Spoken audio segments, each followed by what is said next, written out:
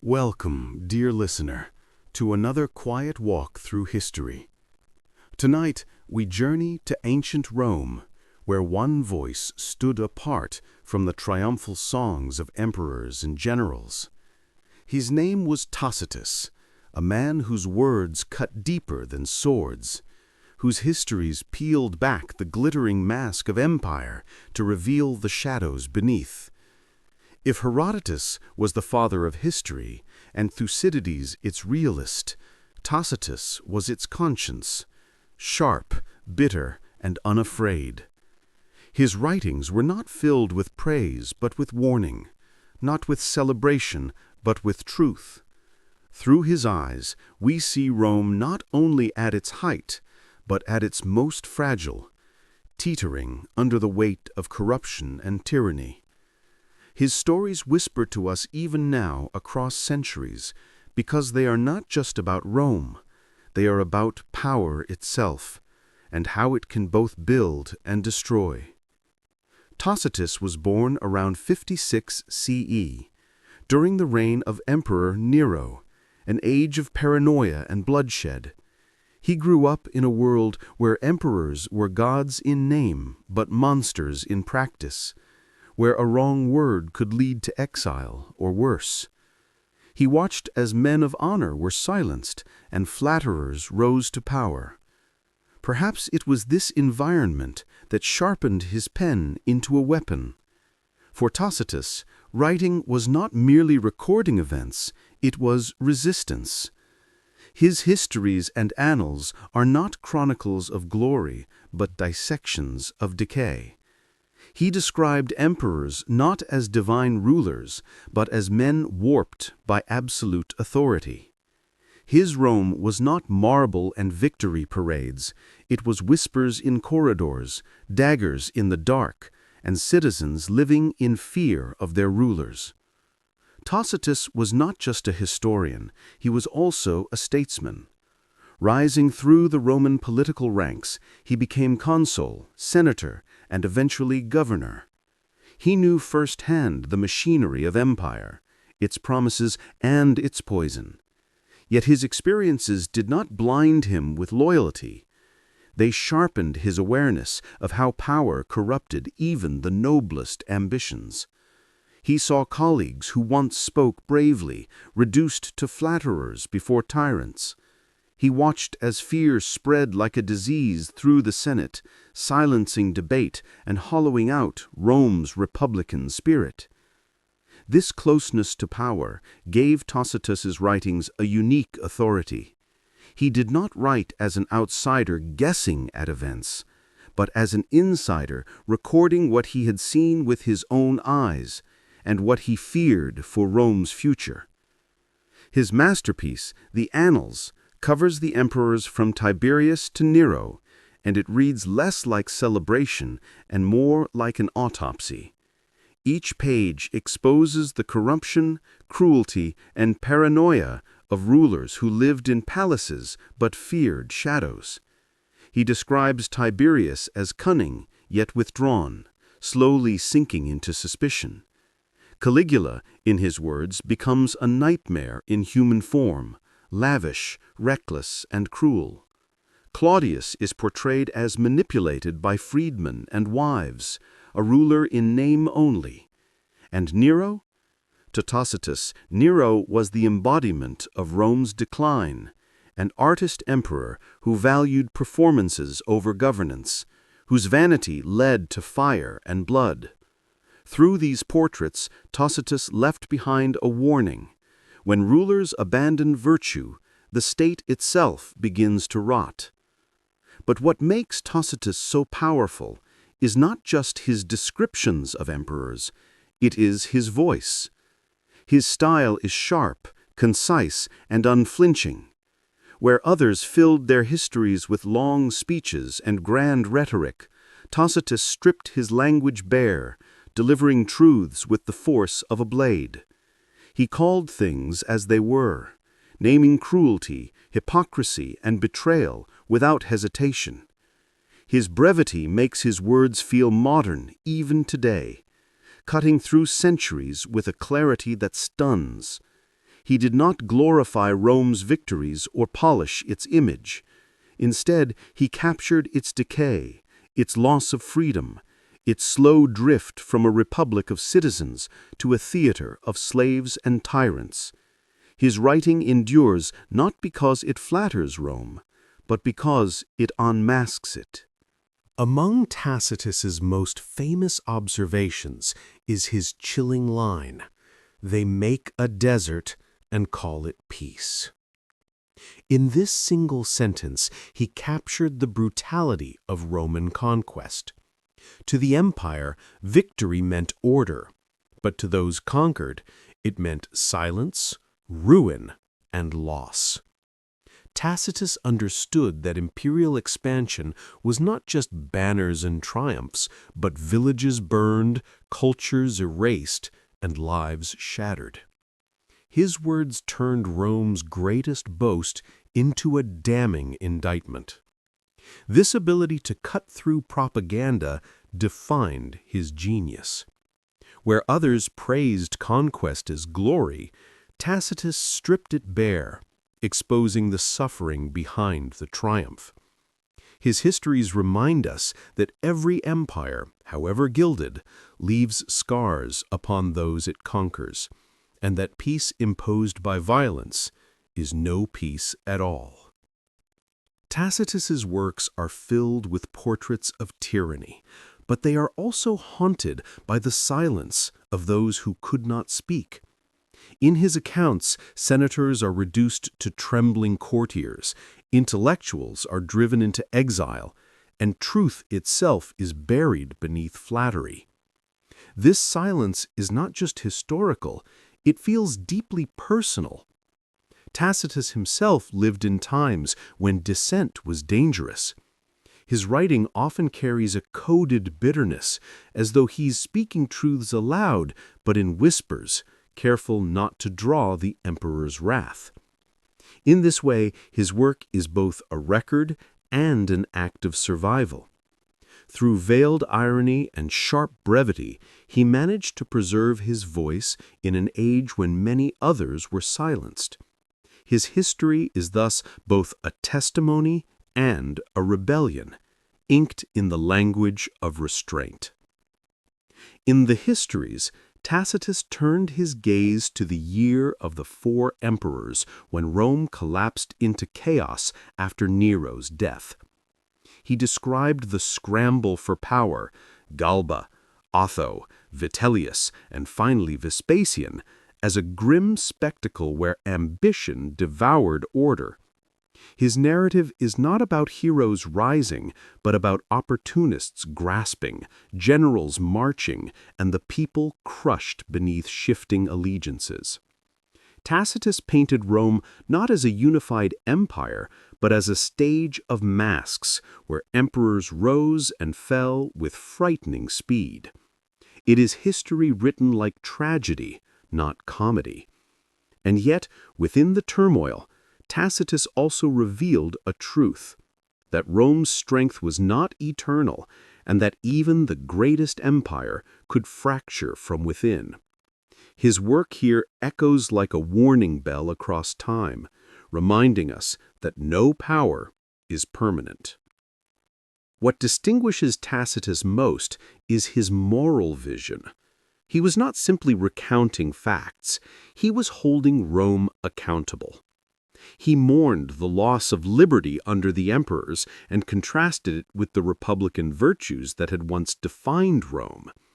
His histories read less like chronicles of events and more like elegies for freedom.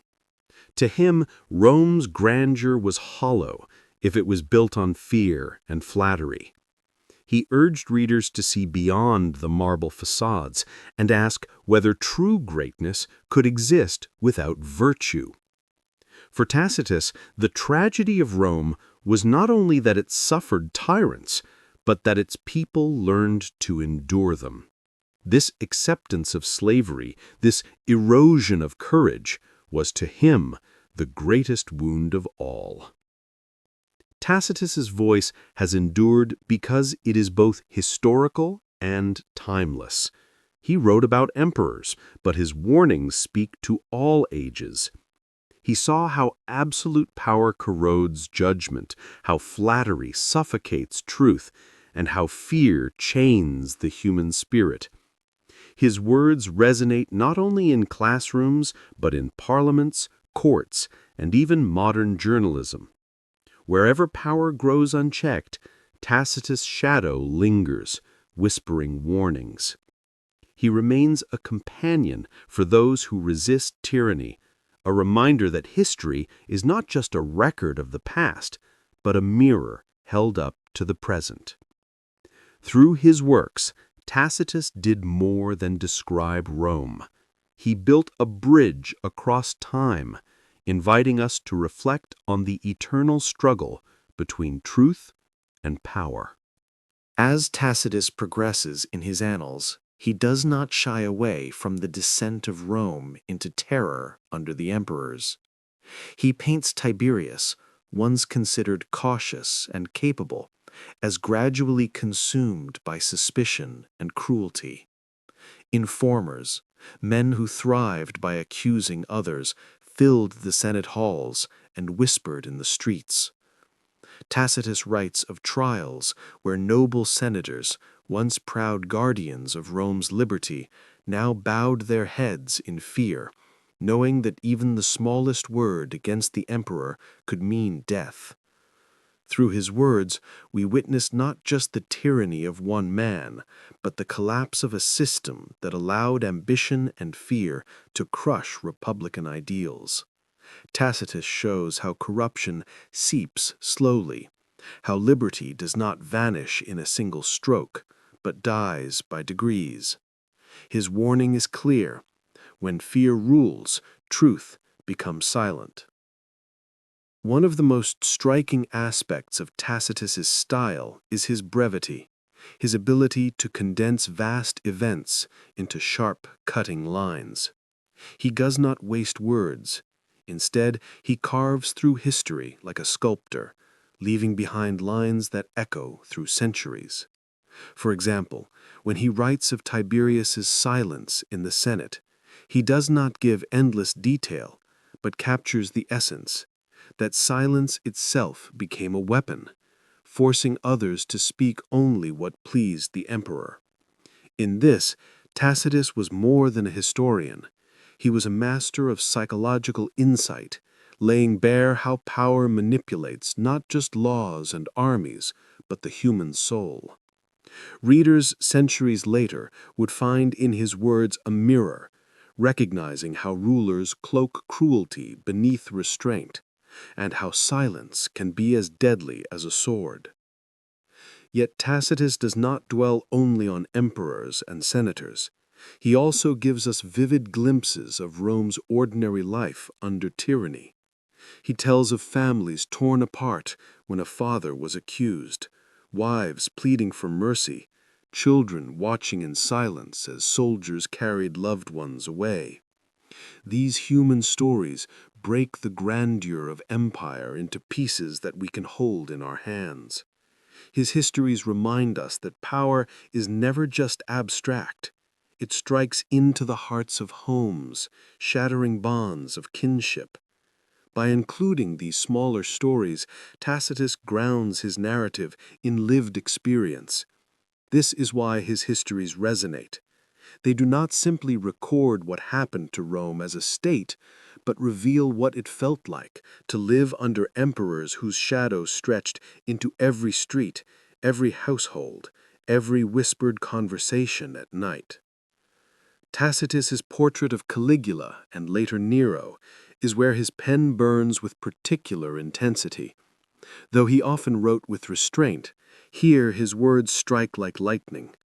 Nero, with his vanity and cruelty, embodies for Tacitus the decay of Rome's spirit. The burning of Rome, followed by Nero's grotesque performances on stage while the city smoldered, is told not with exaggerated drama, but with chilling simplicity. He shows us how madness in power can be cloaked as artistry, how cruelty can be hidden beneath spectacle. His writing is not merely a condemnation of Nero, but of the society that allowed such a figure to rule unchecked. For Tacitus, Nero was not an accident.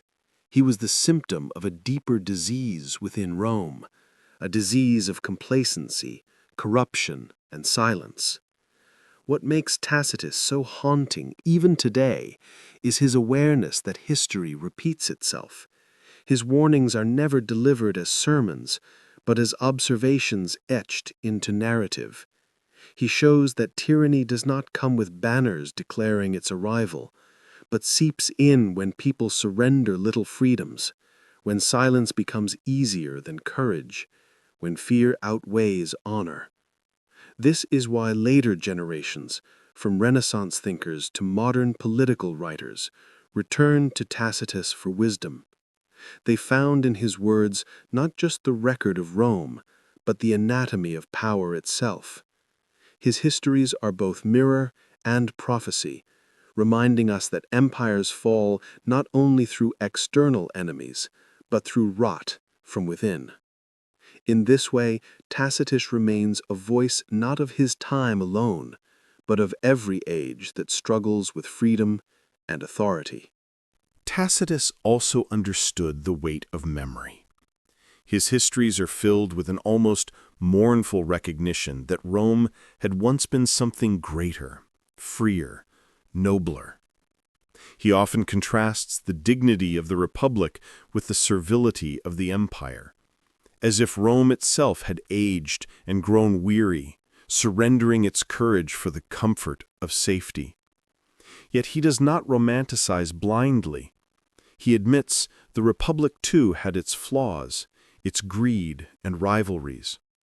Still, in his narrative, there is a sharp difference between flawed liberty and polished servitude. For Tacitus, freedom was noisy, unstable, and sometimes chaotic, but it was alive. Servitude, however, was orderly and quiet, but deathlike.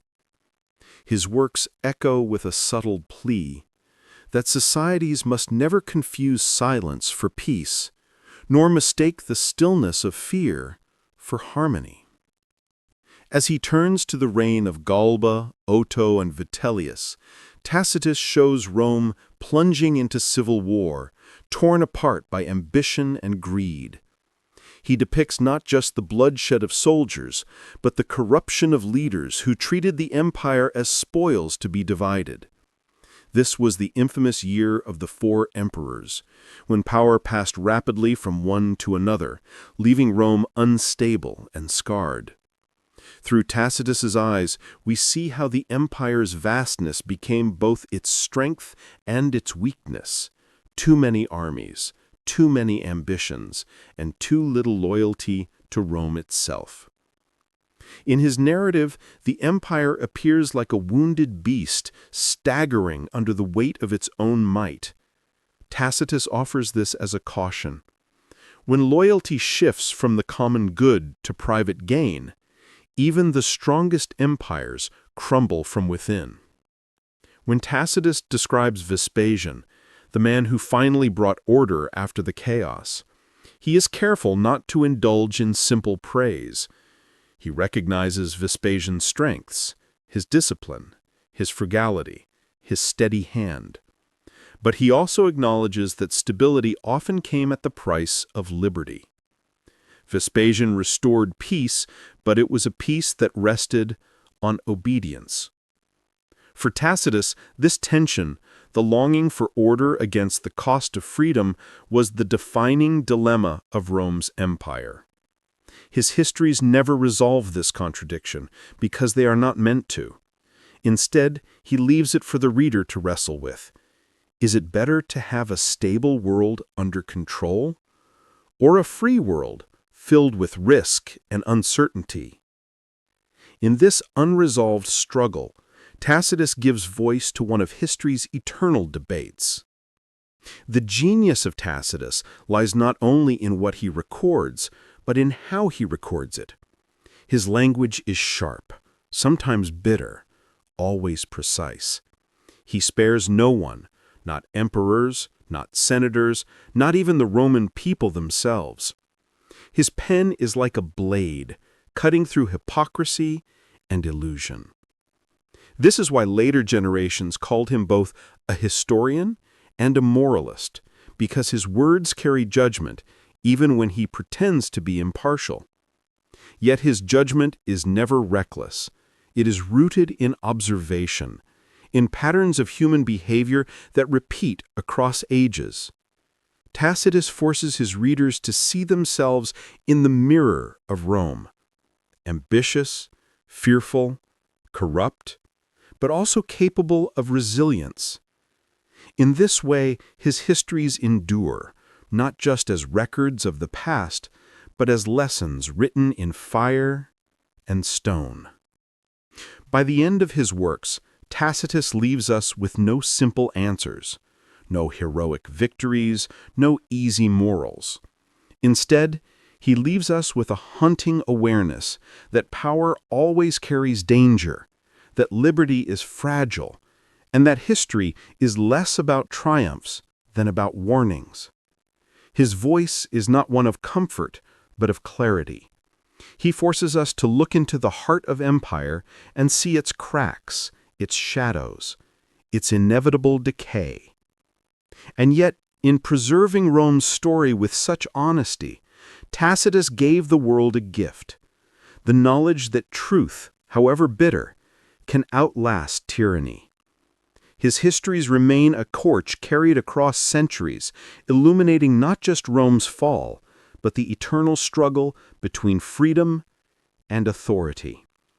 And so, in his silence, in his sharp words, in his relentless gaze, Tacitus still speaks.